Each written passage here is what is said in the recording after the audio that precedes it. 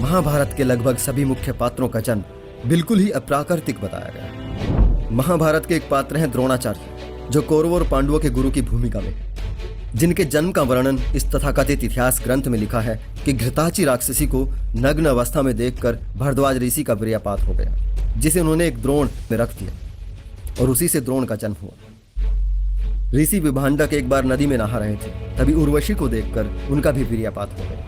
नदी के उस वीर्य मिश्रित पानी को एक मृगी यानी एक फीमेल हिरण पी गई। फिर उसने एक मानव शिशु को जन्म दिया। यही श्रृंग ऋषि कहलाए। ऋषि मुनि जो तपस्वी होते हैं, ज्ञानी होते हैं, सभी इंद्रियों पर उनका पूरा कंट्रोल होता है। महाभारत उन सभी को गुप्त रोगी बता रही है। उन्हें अपने मन पर काबू ही नहीं था। किसी भी अप्सरा को देखते ही उनका स्खलन हो जाता था। उन्हें अति शीघ्र पतन जैसी अनेकों बीमारियां थी। इस तरह की बीमारियां तो आजकल के छिचोरों को भी नहीं होती।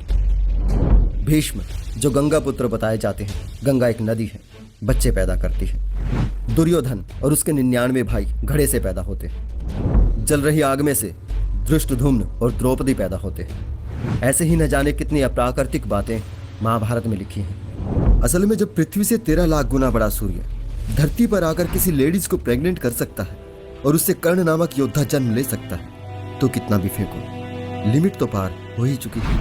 अब इन अतार्किक बातों पर एक और ब्रह्मास्त्र काम आता है, मिलावट हुई। जब इतिहास लिखा नहीं जाता तो उसमें मिलावट स्वाभाविक है। अगर हमारी आदत हर बात को आस्था से जोड़कर देखने की हो, हर बात को बढ़ा चढ़ाकर बताने की हो, तो मिलावट तो होगी ही। और सबसे ज्यादा कथावाचकों पुरोहितों के हाथों हो। यहाँ विदेशियों को दोष देने में कोई लाभ नहीं।